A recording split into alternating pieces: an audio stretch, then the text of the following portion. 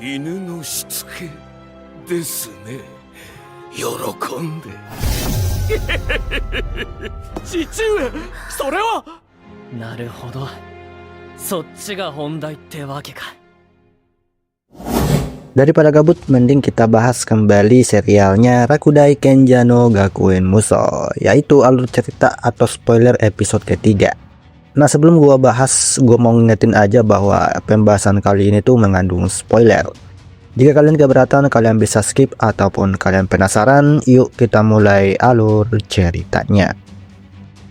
Cerita dimulai dalam arena latihan, di mana Eftal mulai bersiap untuk melawan Joachim.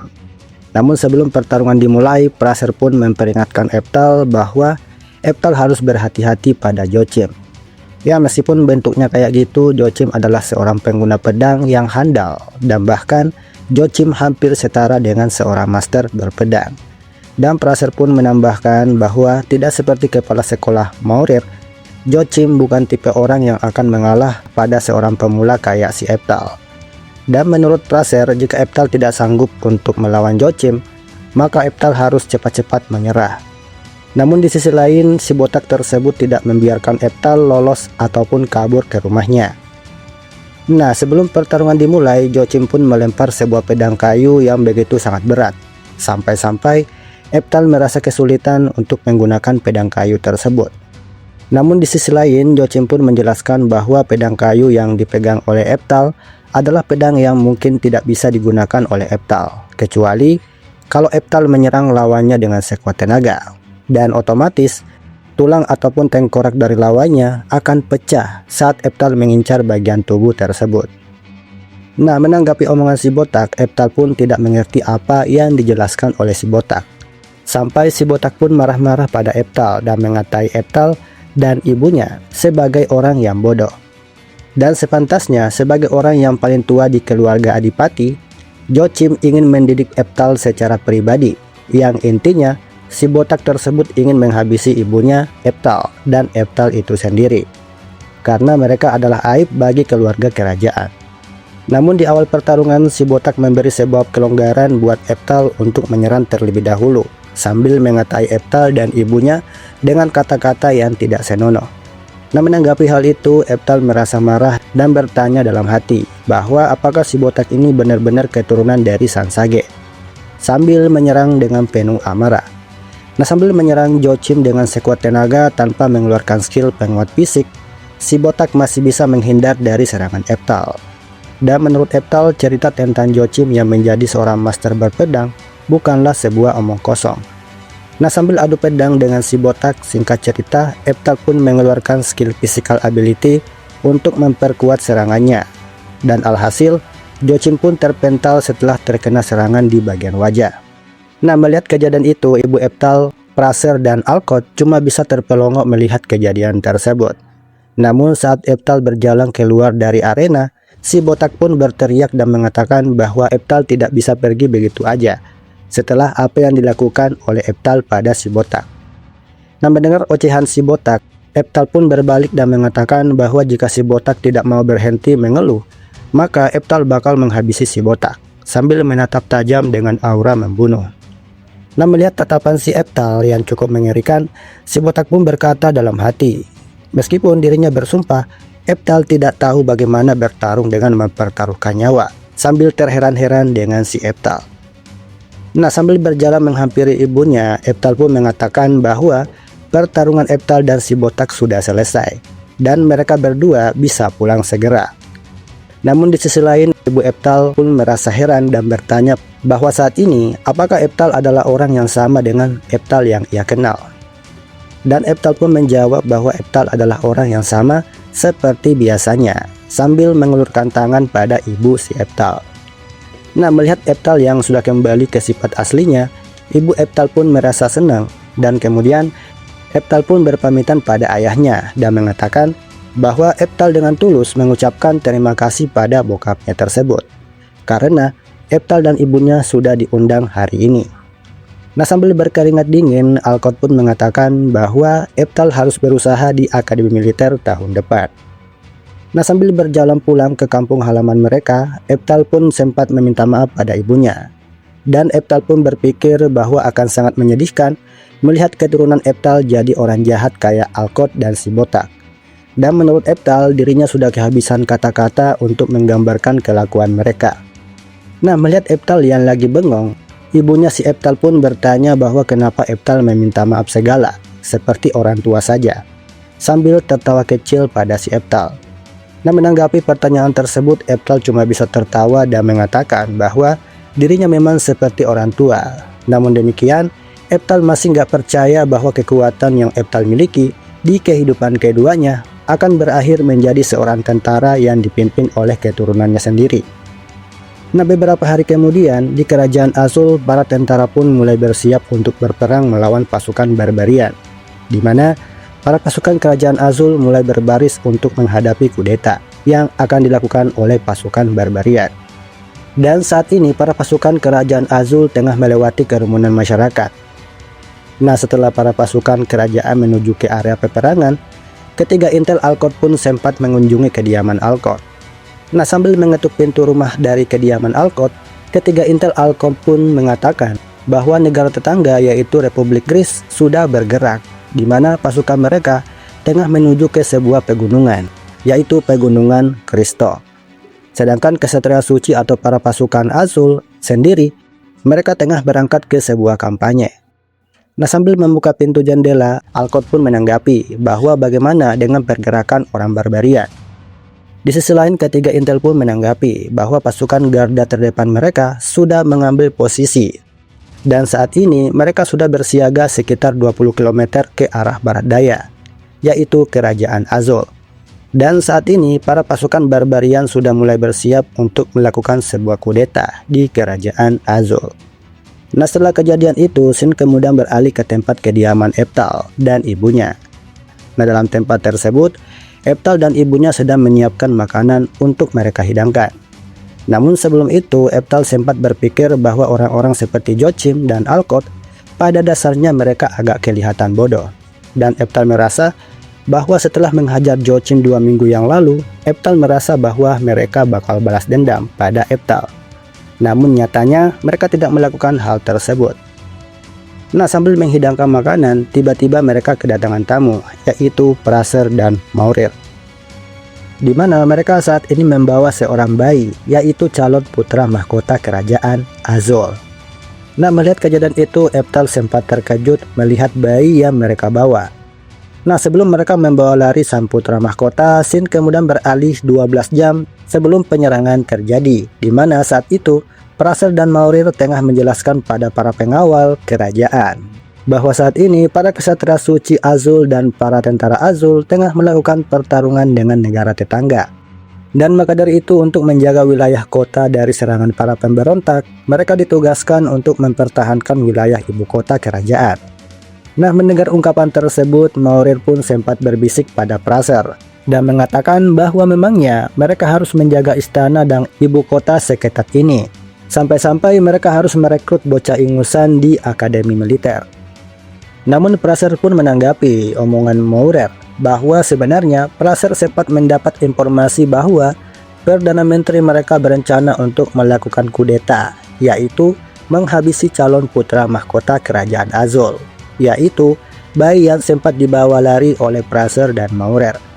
Dan Praser pun menjelaskan bahwa mantan raja kerajaan Azul memiliki 2 putra, yaitu putra pertama dan putra kedua, di mana putra kedua adalah raja yang saat ini menjabat sebagai raja dari kerajaan Azul. Dan saat ini putra kedua memiliki anak laki-laki yang bakal menjadi penerus putra mahkota. Namun praksi putra pertama yang digadang-gadang sebagai calon raja selanjutnya tiba-tiba terbakar oleh niat membunuh, di mana mereka berencana ingin melakukan kudeta, yaitu menghabisi calon putra mahkota. Nah, mendengar hal itu, Maurir sempat terkejut dan mengatakan bahwa praksi putra pertama dari kerajaan Azul itu adalah Alcott itu sendiri, yaitu ayahnya Praser. Namun gak berselang lama, salah satu pengawal pun datang dan mengabarkan bahwa saat ini pasukan barbarian sudah sampai di ibu kota kerajaan. Nah, menanggapi hal itu, Maurir dan Praser pun sempat terkejut dan gak bakal menyangka bahwa pasukan barbarian akan menyerang istana saat semua pasukan berada di medan perperangan. Nah, menyadari hal itu, Praser pun memberi sebuah perintah untuk memindahkan calon putra mahkota ke tempat yang aman. Karena saat ini, kelompok barbarian tengah mengincar calon putra mahkota. Nah, dalam pertempuran tersebut, Praser dan Maurir berusaha untuk menyelamatkan calon putra mahkota dari para barbarian. Dan kini, mereka pergi ke tempatnya si Eftal. Nah, setelah menceritakan apa yang sebenarnya terjadi, Praser pun menjelaskan bahwa alasan kenapa mereka membawa bayi tersebut karena tempat yang dinaungi oleh Eftal itu adalah tempat yang paling aman. Meskipun Praser dan Maurir nyaris tidak bisa selamat dari serangan barbarian. Nah, sambil melihat bayi tersebut, Eftal merasa kasihan dan gak bakal menyangka bahwa bisa-bisanya mereka berniat untuk menghabisi bayi yang tidak berdosa. Namun dalam kejadian tersebut, Eftal merasa penasaran bahwa bagaimana bisa pasukan barbarian berhasil lolos dari penjagaan yang ketat dari kerajaan Azul. Nah, menanggapi pertanyaan tersebut, Praser berspekulasi bahwa dalang di balik rencana tersebut adalah ayah mereka sendiri, yaitu Alkot.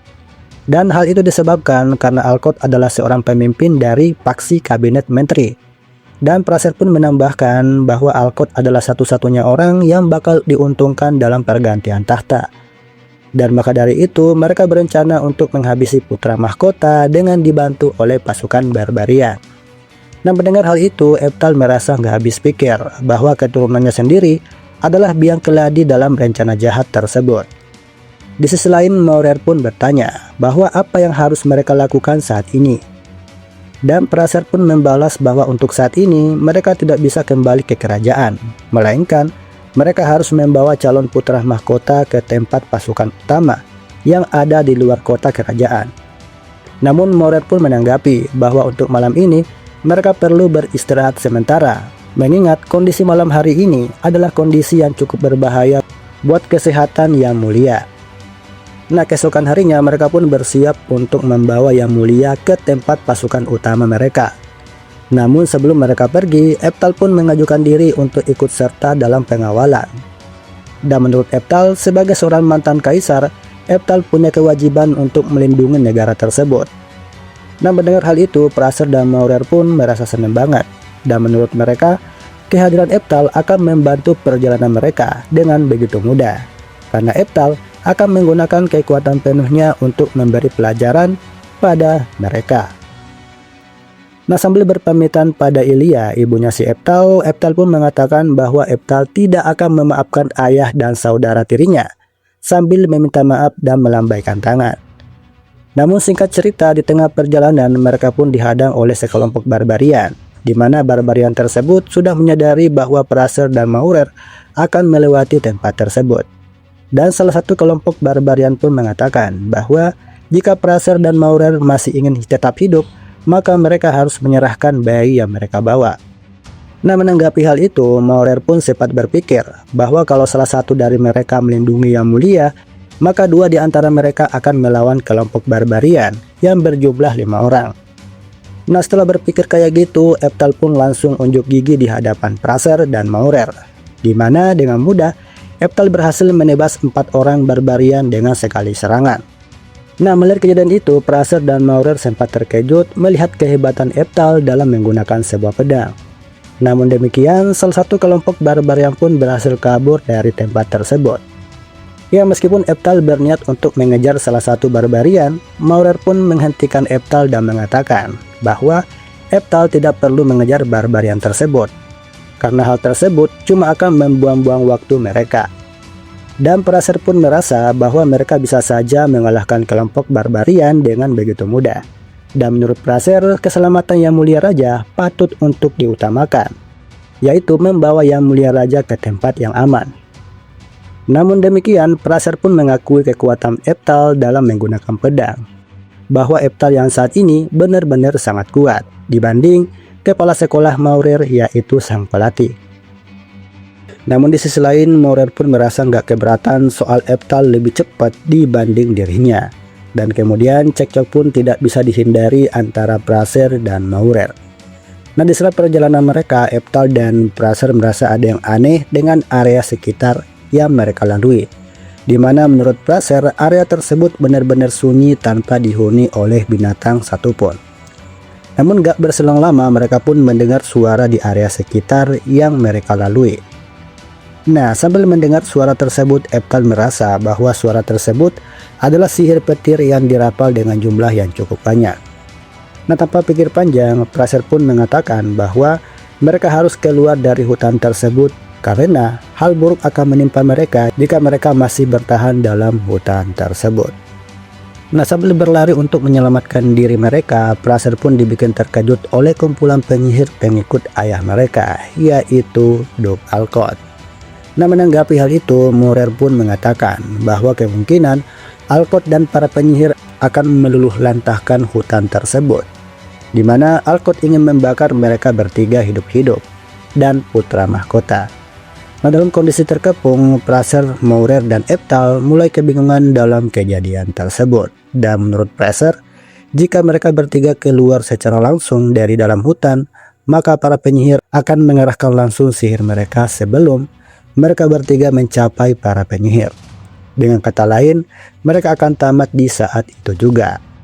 Karena selain pengguna sihir petir, mereka bertiga juga dikepung oleh pengguna sihir api, sehingga mereka tidak bisa keluar dari hutan tersebut. Nah, karena sudah terpojok dengan situasi mereka, Mauret pun mengatakan bahwa kebanyakan hal itu semua diatur oleh roh suci, di mana Maurer mencoba untuk menjadi tameng buat Praser dan Eftal agar mereka bisa kabur dari hutan tersebut. Dan menurut Maurer, biar dirinya saja yang akan melawan para penyihir, sambil menyuruh Eftal dan Praser meninggalkan hutan tersebut. Namun di sisi lain, Praser pun menanggapi bahwa tindakan yang dilakukan oleh Maurer itu adalah tindakan yang tidak realistis, di mana Praser mengatakan bahwa dirinya tidak suka dengan orang yang keras kepala seperti Maurer. Dan Praser pun menambahkan di situasi saat ini lebih baik berbicara dibandingkan dengan kekerasan. Dengan kata lain, Praser ingin membujuk Alcott atau ayahnya sendiri untuk menghentikan tindakan yang mereka lakukan. Karena menurut Praser bahwa ayahnya adalah orang yang baik. Dan kemudian Praser pun mulai menemui ayahnya. Nah, sambil tertawa kecil, Alcott pun merasa bahwa rencananya sudah berhasil ngebikin Praser terpojok. Nah, sambil mengangkat kedua tangannya, Praser pun berteriak dan meminta agar Alcott menghentikan kekacauan ini dan berbicara secara baik-baik. Dan Praser pun meyakinkan bokapnya bahwa masih ada waktu bagi mereka untuk menghentikan permasalahan kedua belah pihak dan kembali ke ibu kota kerajaan bersama-sama. Nah, menanggapi hal itu, Alcott pun merasa jengkel dan mengatakan bahwa Praser adalah orang yang selalu menghalangi jalannya. Nah, gara-gara hal tersebut, perundingan di antara ayah dan anak berakhir dengan kegagalan, di mana para penyihir pun mulai melakukan formasi untuk membakar seluruh hutan.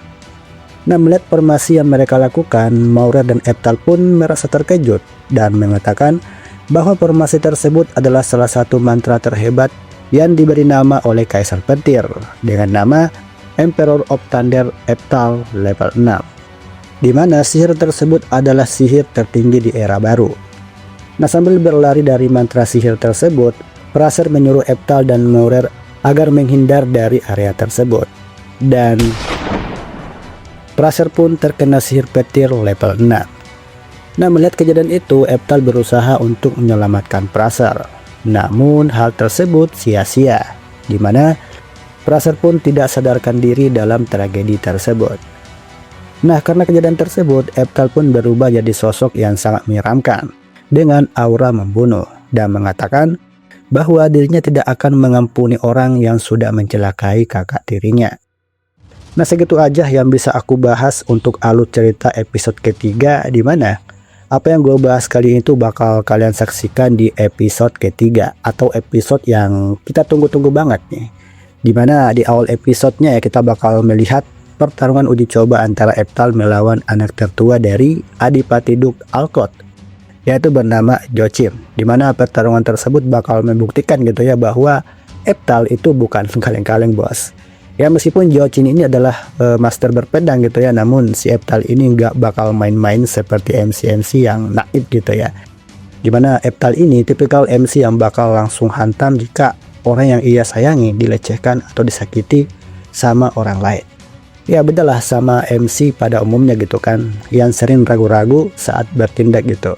Nah pastinya bakal menarik banget untuk episode ketiganya nanti. Kalau ada yang lebih atau chapter yang mungkin gak ada di cerita gitu kan di episode ketiganya, gua mohon maaf. Dan sampai jumpa, ja matane.